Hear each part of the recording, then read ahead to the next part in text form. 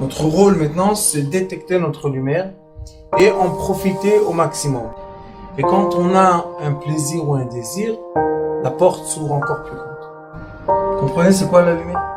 Lumière, amour. C'est pas important qui tu es, où tu es, comment tu es. Dieu t'aime.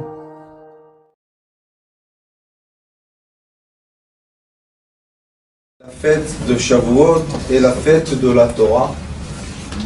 Et la fête de la Torah, il est écrit Chaz Beoraita Ve'bara Alma. Dieu a regardé le monde, la Torah, et il a créé le monde. Maintenant, on doit se poser une question. Comment s'est fait cette création? Est-ce que cette création a été une création, comme veulent dire beaucoup de gens, que maintenant, quand il a dit, il y a un arbre, il y a eu un arbre, il y a une poule, il y a une poule, il y a une vache, il y a une vache, ou bien la création a pris un certain temps pour que tout ce qui doit exister se développe à son temps. On voit que dans les 10 commandements qu'on a reçus, Baruch Hashem, par Moshe Rabbeinu, qui était dans le ciel, là-bas il y a les 10 commandements, et après Moshe Rabbeinu aussi a reçu une Torah écrite, et après Akadosh Baruch Hu lui dit, tu vas écrire cette Torah en 70 langues et tu vas la donner à tout le monde. Cette Torah est la Torah qui est entre les êtres humains. Ça s'appelle la Torah orale, écrite, excusez-moi. C'est les 5 commandements qui sont à gauche, et les 5 commandements qui sont à gauche parlent de l'être humain, ne vole pas, ne tue pas, n'aime pas ce qui n'est pas à toi, et on a les 5 commandements qui sont les commandements divins. Anochi Hashem, Lo Yelecha, Kavel et Avicha V'et Imecha, il y a là-bas le Shabbat, okay? C'est les commandements qui sont les commandements divins. Est-ce que Akadosh Baruch Hu, qui est tout puissant et possible de tout, pourquoi lui-même a décidé de diviser cette sagesse qu'il a, qui s'appelle Mochin et Laïn?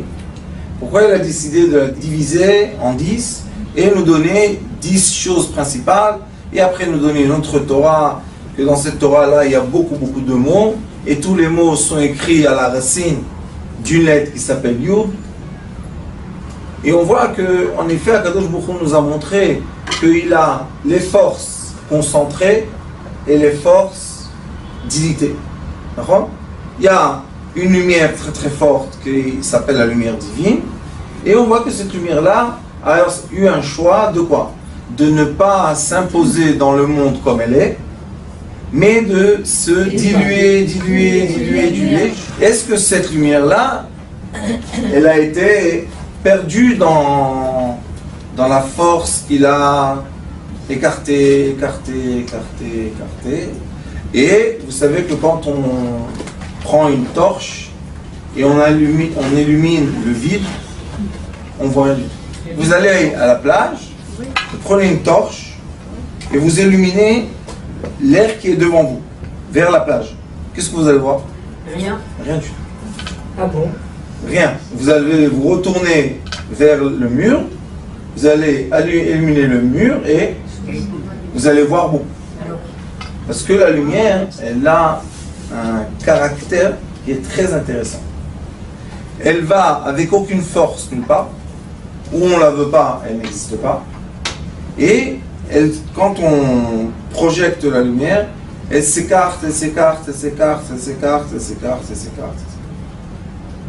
La différence que tous les autres matériels qui se contractent. La lumière, elle se diffuse. À la fin, on voit seulement des toutes petites parties de lumière, toutes petites parties. Les photons sont toutes parties. Et ces photons-là, qu'est-ce qu'ils ont dedans? C'est ça la question. Est-ce que Baruch Hashem Akadosh Baruch Hu, le jour très puissant Matan Torah, Chag HaShavuot, est-ce que Akadosh Baruch Hu, cette lumière qu'il a donnée, est-ce qu'elle atteint toute existence ou pas? C'est ça la question. Il y a des façons qu'on peut penser que non, il y a des façons qu'on peut penser que oui, mais ce qui est le plus important, c'est dans la vie, quand on dit quelque chose, il faut le prouver. On ne peut pas dire des choses comme ça. Alors je vous ai emmené ce schéma. J'ai une certaine façon d'expliquer ce que je vous montre là, que cette façon-là veut dire qu'en effet, tout est tout le temps dans le reflet de tout. On voit tout dans tout et tout a le reflet dans tout. Rien est caché, sauf la seule différence, c'est est-ce qu'on comprend le code de langage qu'il y a entre tout et tout. Dans les livres de Kabbalah, il est écrit que Akadosh Baruch Hu, ça s'appelle Or, lumière. Et la lumière, c'est l'éclairance qu'on a dans notre cerveau. On se pose la question où elle est, où elle se situe dans notre cerveau. Et la deuxième question est, est-ce que l'être humain et le cerveau peut influencer tout ce qui existe ou pas? Quand on étudie la physique quantique, quand on étudie ici la médecine quantique, on dit, et on doit prouver aussi, mais on dit que le cerveau humain a l'influence sur tout. De l'atome à la cellule, à la molécule, au poisson, à tout. Mais pour comprendre que l'être humain, son cerveau a l'influence, l'impact sur tout, ça veut dire que le cerveau de l'être humain a aussi été imprimé par un cerveau qui est au-delà de lui. Est-ce que le cerveau qui est au-delà de nous se comporte de la même façon que notre cerveau? Et c'est pour ça que toute l'existence terrestre se comporte comme un cerveau. Et c'est la conclusion que quand on dit qu'à Matan Torah, Akadosh Baruch Hu a donné la sagesse en 10 commandements, 5 commandements qui sont spirituels et 5 commandements qui sont matériels, ça veut dire que tout maintenant doit se comporter comme ça. Le cerveau humain est divisé par deux, l'hémisphère droite et l'hémisphère gauche. L'hémisphère droite, c'est l'hémisphère qui est quoi? Qui est tout ce qui est sensible, créativité, imagination, unition. Le cerveau humain a le côté droit et le côté gauche, c'est quoi? C'est tout ce qui est logique, langage, raisonnement, et etc. Ce qu'on représente ici, c'est ce qui est dans la psychologie aussi moderne, même d'après la Torah, c'est que les femmes sont du côté gauche. Pourquoi? Parce qu'elles ont créé leur corps en récipient. Et les hommes, c'est du côté droit parce que leur corps est créé en extérieur et l'intérieur. Quand ils sont ensemble, l'extérieur est tenu par l'intérieur. C'est comme ça la vie, qu'est-ce qu'on peut faire? Alors c'est pour ça que ça marche un peu comme ça. Donc, dans le jour de Matan Torah, Akadosh Baruch Hu, qu'est-ce qu'il a vraiment donné? Il nous a donné comme une clé qu'on va dire qui est universelle. Tout est représenté dans le cerveau humain et le cerveau humain représente tout. Donc on voit que même quand on a reçu la Torah, Moshe Rabbeinu a reçu 2 pierres de Torah, pas une. Ça veut dire qu'il y a une pierre qui disait tout ce qui est spirituel, masculin, et une pierre qui disait tout ce qui est matériel, féminin. C'est le côté droit et le côté gauche. Lo, c'est où? Gauche. Gauche de la Torah. Lo ta'aseh, lo tirtzach, lo tignov, lo tachmod. Lo. C'est quoi lo en hébreu? Non. C'est quoi non? Barrière. Jusqu'à là. C'est quoi? Une femme. Le récipient nous donne les limites. C'est pour ça que les hommes sont heureux d'avoir une femme. Parce que la femme les limite. Et l'autre, le premier côté de la Torah est Anochi Hashem, je suis.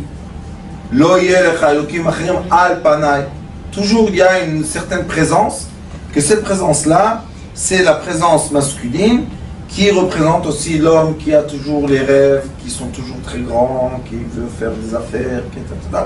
Et à la fin, les résultats ne sont pas tellement grands comme les paroles de l'être. Alors ici, on voit dans ce schéma que le cerveau humain, on a l'habitude tout le temps qu'on le montre comme ça. On lui dit le cerveau humain est comme ça. D'accord? Toujours on nous montre le cerveau humain comment? Droit, vertical. Mais maintenant, si on tourne le cerveau humain horizontal, maintenant on commence à comprendre beaucoup de choses. Comme le côté gauche est en bas et le côté droit est en haut, maintenant on a mis le cerveau humain et on l'a imposé ou on l'a imprimé sur l'atome, sur la molécule, sur la cellule, sur l'os, sur les minéraux, sur les végétaux, sur les volailles, sur les poissons, sur les mammifères. Et on voit qu'il y a l'impression d'un cerveau sur toute l'existence terrestre. Pourquoi ça m'a choqué un peu? Parce que quand vous regardez l'horizon, et on voit que tout ce qu'il y a en bas, il y a en haut. L'eau représente tout. Et on a un trait d'horizon. Dans le cerveau aussi, on a un trait qui sépare le haut et le bas. Et comme dans ce monde-là, quand on regarde l'horizon, tout ce qui est en bas, c'est du liquide et de la terre. Tout ce qui est en haut, c'est des couleurs et du ciel. D'accord? Ça, c'est ici. Après, on a ce médaillon que je vous ai dit beaucoup de fois, qu'il a des puissances très fortes. Ça, le médaillon de... Et ce médaillon-là, si on le met exactement au milieu, on peut le couper en deux. Et on voit que tout ce qui est en bas est en haut. On monte en haut. Ça, c'est notre cher ami Chai qui m'a dit, Rav, c'est pas seulement en bas, c'est en haut aussi. Je lui dis, montre-moi. Il m'a dessiné la galaxie de lumière et le trou noir d'énergie. Et on voit qu'eux aussi, ils sont ronds. Ils se divisent par deux, exactement. Et maintenant, on a le côté haut et le côté bas. Donc, tout ce qui est en haut existe en bas.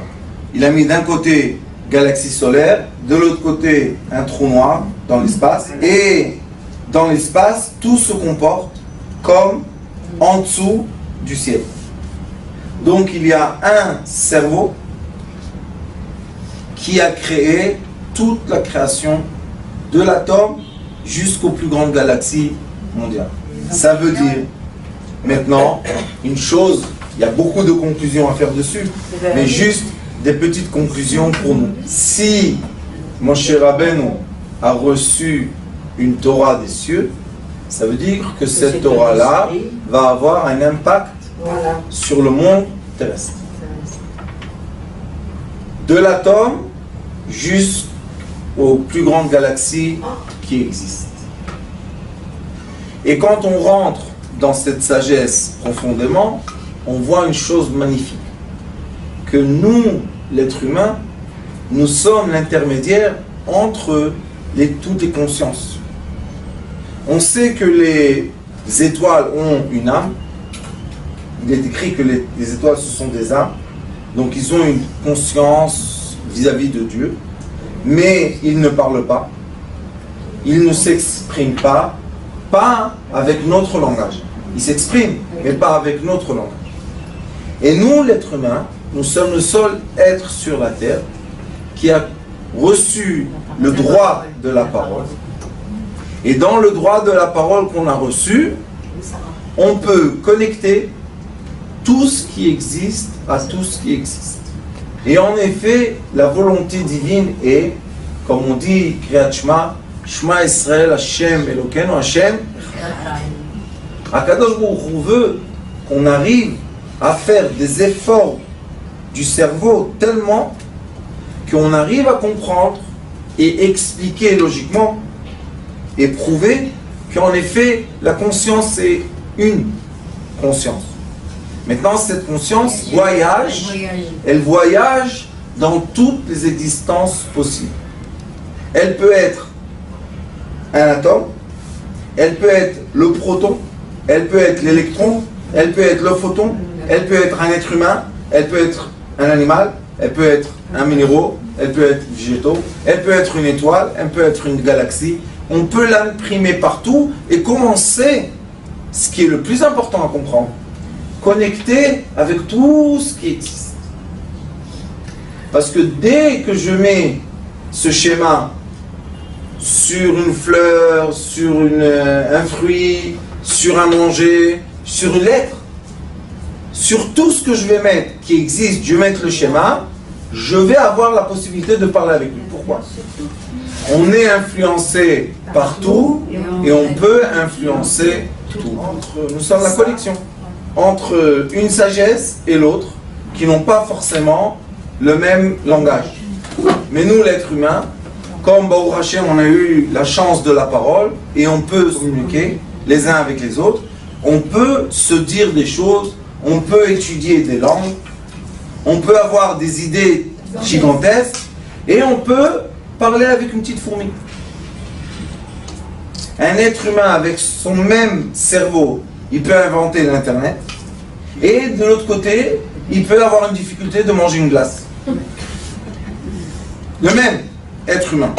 On se dit, mais d'un côté, tu es un génie, vous savez, les gens, professeurs, ils vous disent des équations de... Tu te dis, oh, et à la fin, on lui dit, monsieur, pourquoi vous êtes dans une dépression? Parce que mon chat, il veut plus manger. Alors on se dit, qu'est-ce qui se passe ici? Ça va pas la tête? Ça va très bien la tête. Exactement.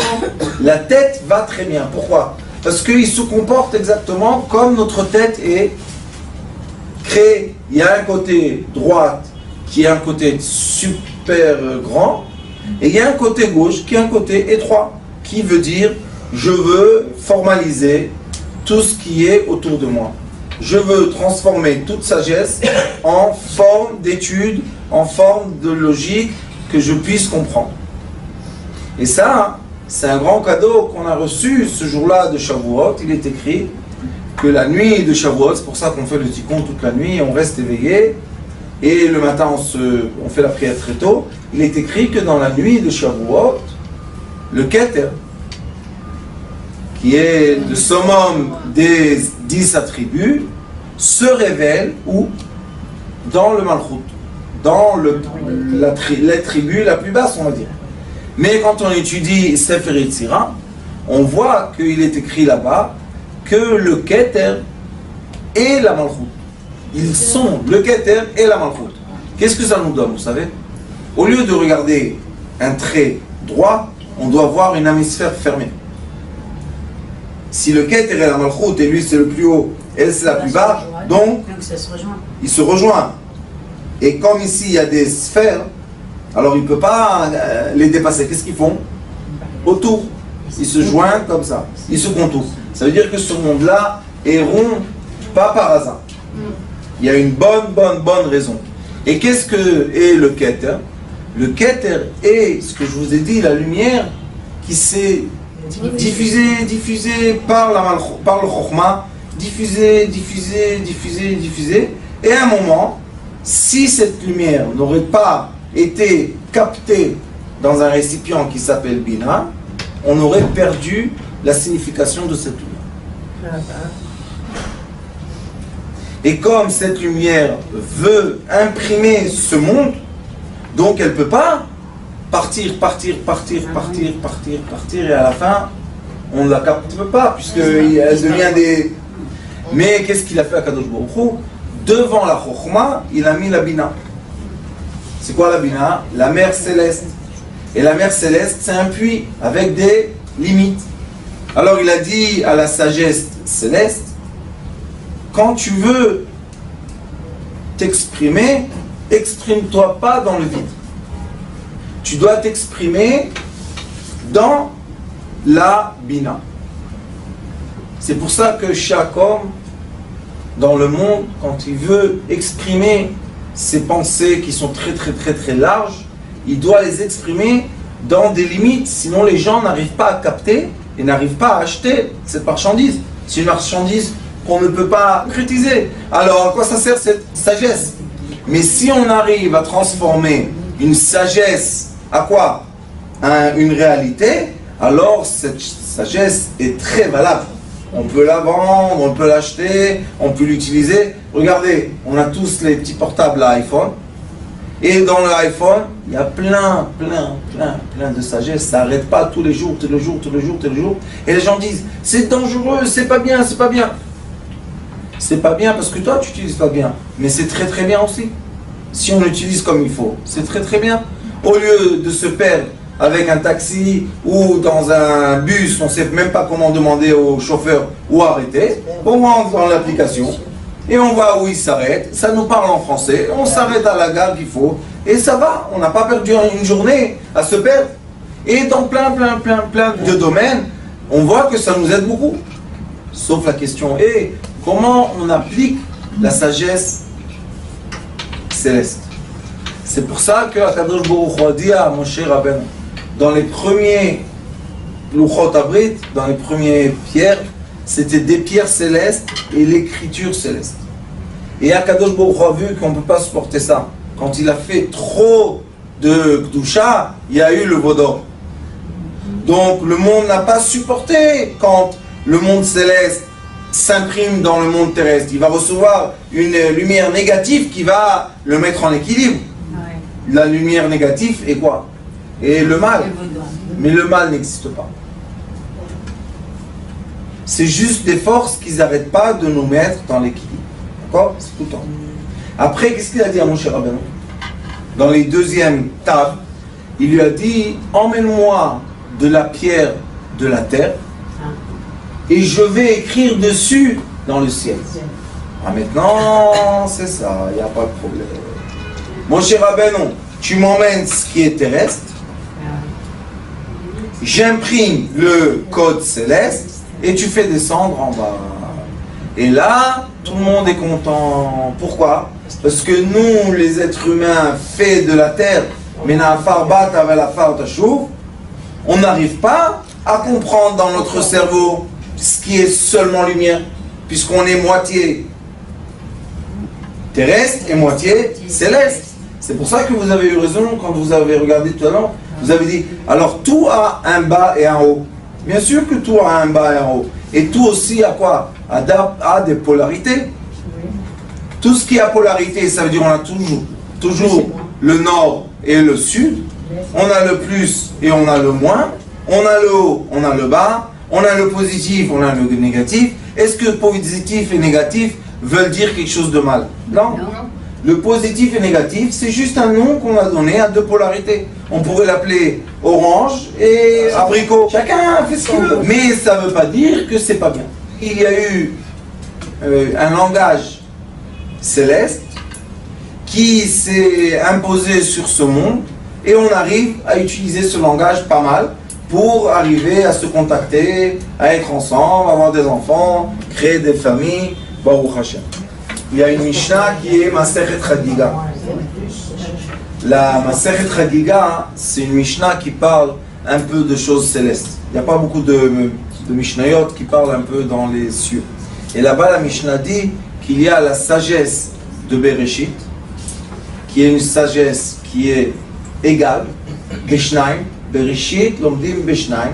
Ça veut dire qu'il y a toujours une équation qui a au milieu égalité, et l'égalité est un signe de deux traits. Pourquoi deux traits?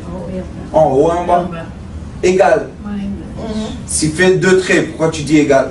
Parce qu'il représente égalité entre le bas, pôle nord, pôle sud, l'est et l'ouest. Tout s'égalise partout.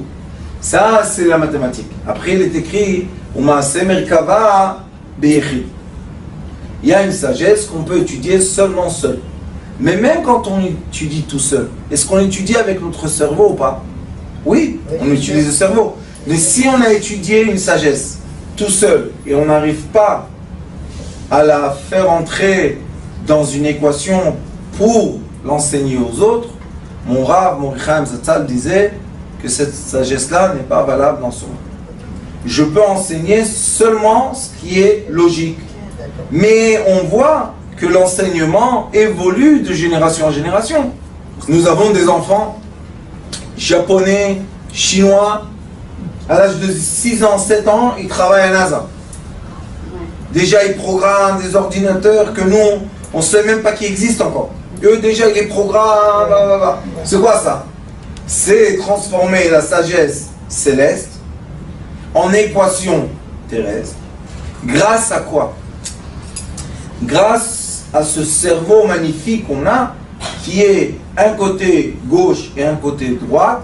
Et si vous regardez intérieurement dans ce côté gauche et côté droite, si vous allez effacer les couleurs, vous allez recevoir ici au milieu, dans le noir, vous allez recevoir le signe de l'égalité. Maintenant, se pose la question. Où passe le savoir qui est égal? Le signe de l'égalité ressemble, si vous faites attention, à un pont. Il a deux côtés, le pont il a toujours deux côtés, et on roule au milieu. Est-ce que entre l'hémisphère gauche et l'hémisphère droite, est-ce qu'il y a une certaine existence? Ou c'est rien que du liquide? Le pont, c'est l'égal. L'égal peut être seulement quand on est dans un équilibre de deux forces contraires. À la fin, on peut les égaliser. Mais au début, elles sont contraires. Le cerveau gauche est contraire au cerveau droit. Alors comment, quand même, ils vivent dans notre tête? Ça devait un sortir de l'oreille gauche et un sortir de l'oreille droite. Mais ça reste. Alors pourquoi ça reste? Il y a un produit qui est entre les deux hémisphères, qui est comme un pont. Il se comporte comme un pont. Et là-bas, dans ce produit-là, il y a le silence.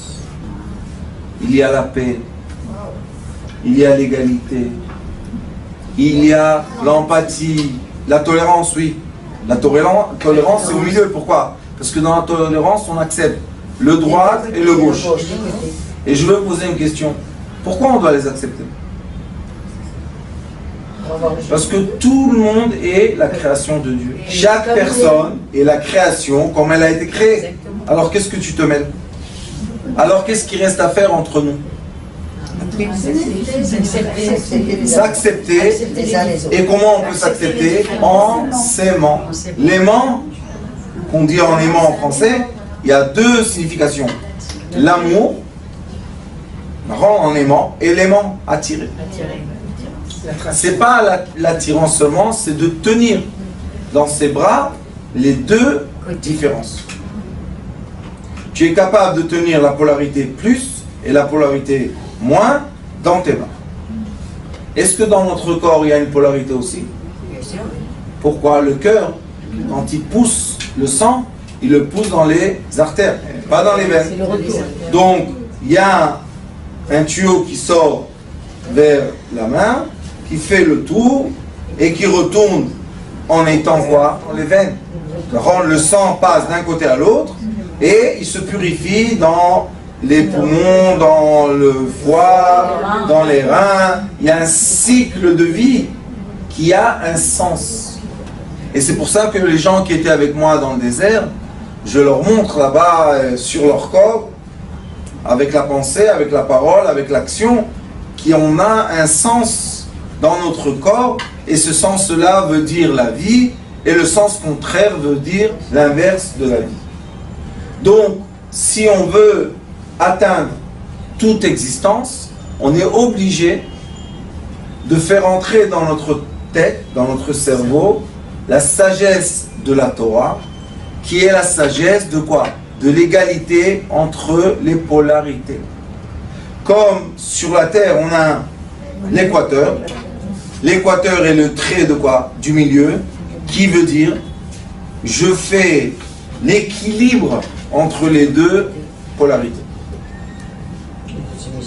Dans ma tête, j'ai le milieu, ça s'appelle le troisième cerveau, qui fait encore une fois l'équilibre entre les deux polarités. Et dans l'atome, et dans la molécule, et dans la cellule.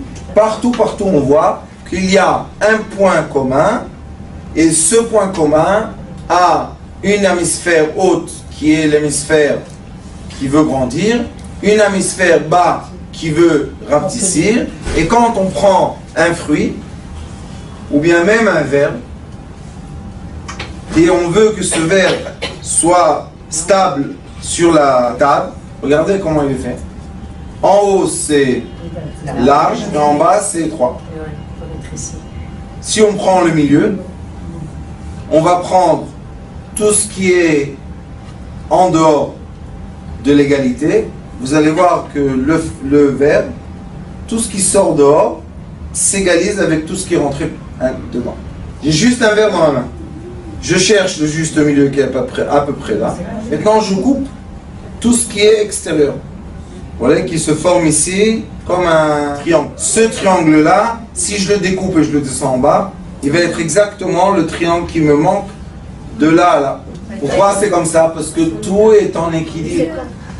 Si on coupe le juste milieu, et on a maintenant ici un espace, on coupe l'espace et on veut rester juste sur un verre tout droit. Qu'est-ce qui va se passer? Ce qui est de plus en haut sera égalisé en bas. Ce qui est de moins. C'est tout. La vie est simple et bête. Quand on comprend les règles. Alors maintenant, quand on va trop manger des spaghettis, et on a trop mangé ici, ce cerveau est trop encombré, qu'est-ce qui va se passer là?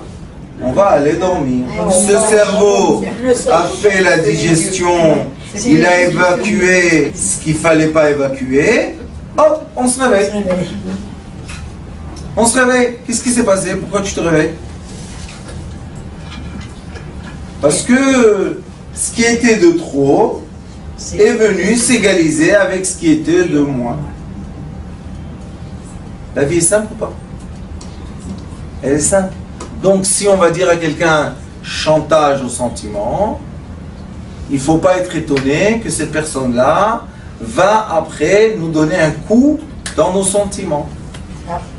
Pourquoi?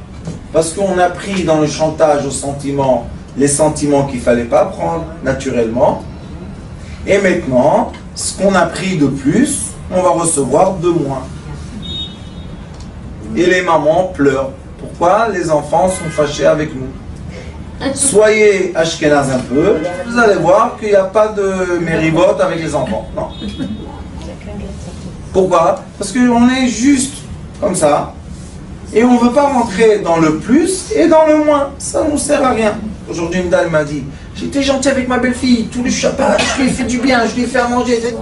Et dimanche, traha, shla. Et maintenant, la belle-fille, elle dit, je ne pars pas avec la belle-mère. Non, elle a raison ou pas? Si tu m'as fait comme ça tout le Shabbat, et tu m'as donné à manger et tout, c'est de ton libre choix, je t'ai rien demandé. Alors pourquoi le dimanche tu t'énerves que j'ai accepté ton bien? Peut-être parce qu'il lui a pas dit merci ou...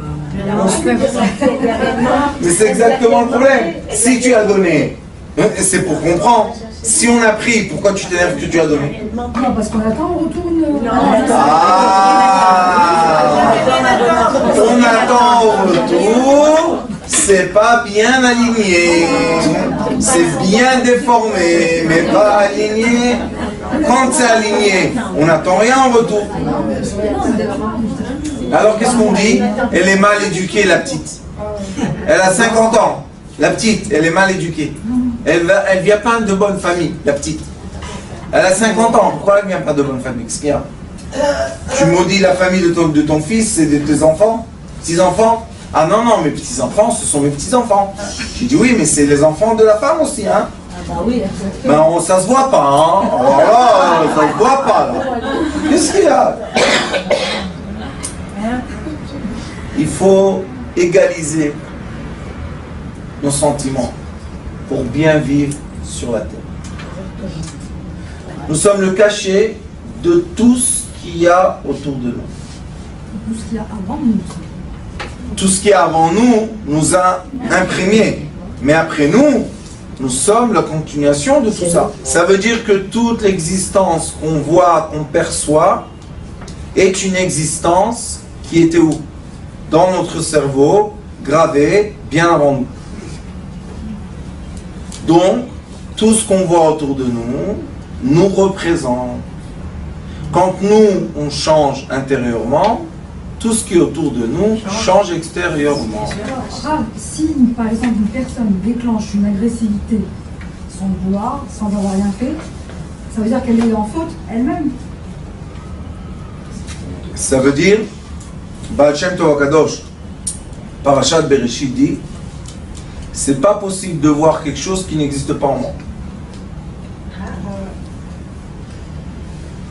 Et quand on parle avec les gens des discussions très profondes, on voit que les gens acceptent que tout ce qui est dans leur univers imaginaire se déclenche ou apparaît dans l'univers pas imaginaire du tout. Et après, on crie sur ça. Et par ça, pourquoi tu cries sur ça? C'est déformé. Oui, ton univers est déformé. Oui, mais c'est comme ça qu'il le perçoit, lui. Non. Alors, pourquoi il crie? Parce qu'il ne veut pas accepter que son univers est sa réalité. Tout vient de nous. Et chacun de nous perçoit sa réalité d'une autre façon. Maintenant, ça c'est très intéressant. Pourquoi? Parce que si je prends cette bouteille et je la vois seulement de mon côté, dans mon côté, il est écrit en anglais. Alors on dit, eh ben dis donc, hein, ils ne peuvent pas en Israël produire du jus, ils sont obligés de faire importation, et c'est pour ça que l'économie est en... Et Rabbanit Lina, elle dit, Rav, qu'est-ce qu'il y a? C'est marqué en hébreu. C'est marqué en hébreu. Je dis, où marqué en hébreu? La bouteille. Je regarde encore une fois, je vois de l'anglais. Je dis, Rabbanit Lina, à ton âge, lunettes. Elle me dit, non, non, vraiment, j'ai pas besoin de lunettes. Je te dis, c'est marqué en hébreu. Et on peut se disputer comme ça, des générations et des générations. C'est ce que l'être humain fait quand il ne veut pas croire ou comprendre que notre cerveau est créé pour unir l'existence et non pas pour la séparer. La preuve que dans une tête qu'on a, qui nous équilibre notre vie, on a le côté droite et le côté gauche qui sont complètement à l'opposé l'un de l'autre. C'est le pôle nord, le pôle sud, c'est la polarité plus, la polarité moins. Alors au lieu de dire non, non, non, non, non, on doit utiliser le cerveau et le dire oui, oui, oui. Rabbanit Lina, je tourne la bouteille et je veux regarder ce que toi tu vois. Et quand je tourne la bouteille, qu'est-ce que je vois? C'est écrit en hébreu. Oh oh.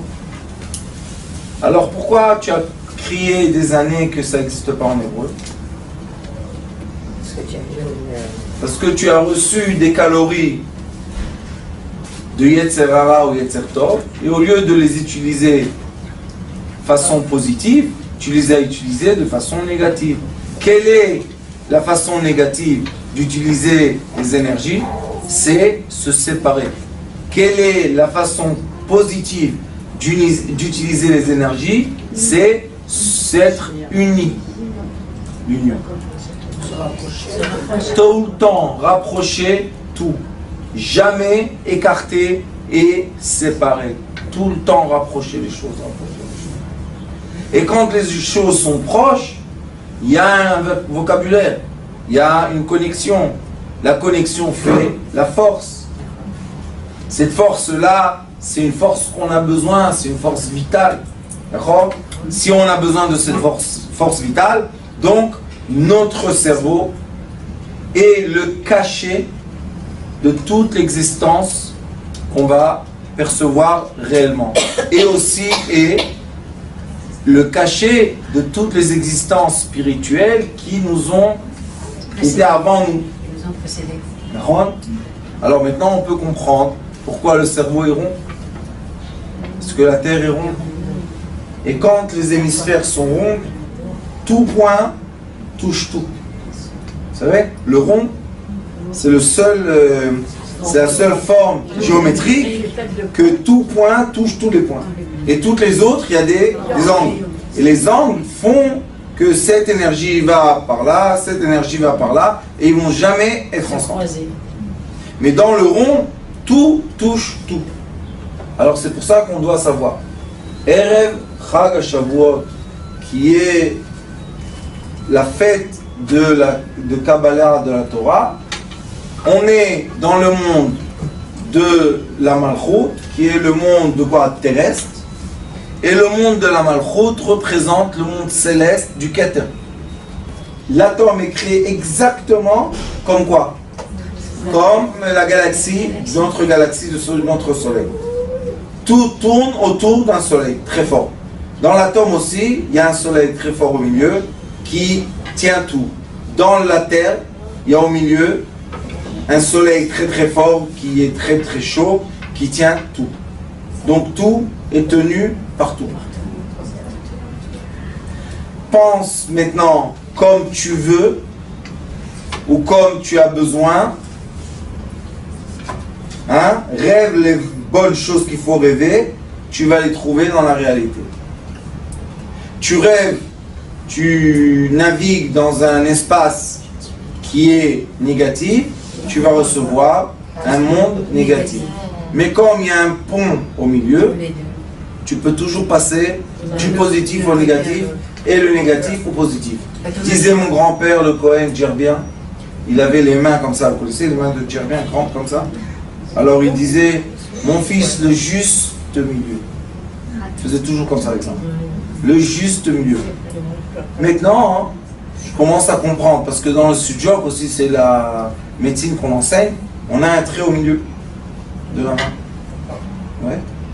Il y a un trait qui coupe la main en deux. Ce trait-là représente le haut et le bas.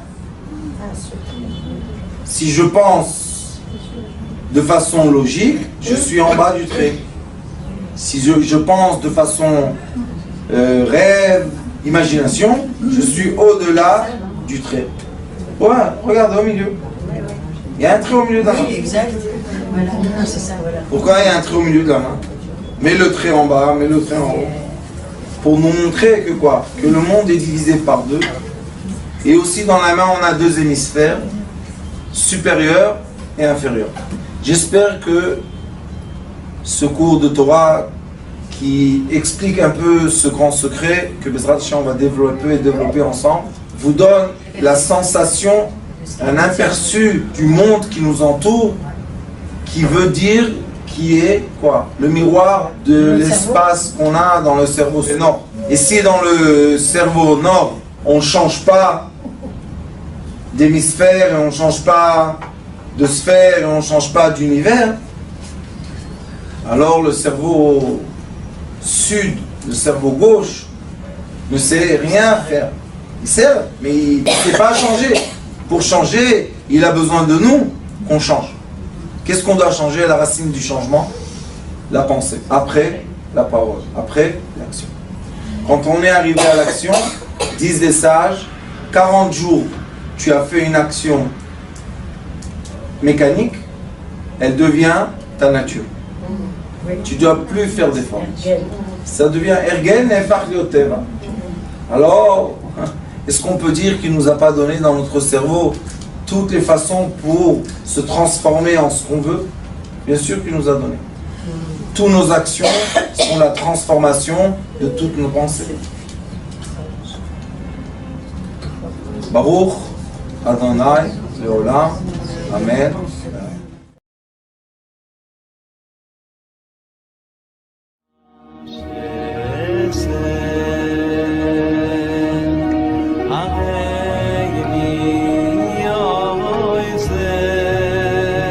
הוא היה אומר לי, בבית שלי יש מלאכים, לא רוצה לצאת מהבית.